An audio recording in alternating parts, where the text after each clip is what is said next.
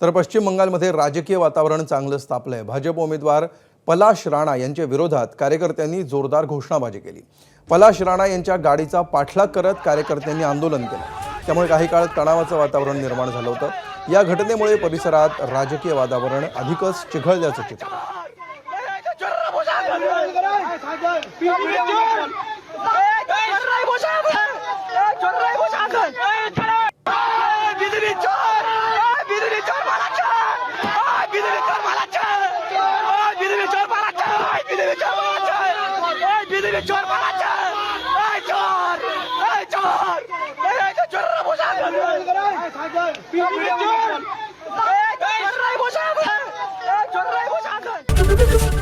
ABP माझा, उघडा डोळे बघा नीट।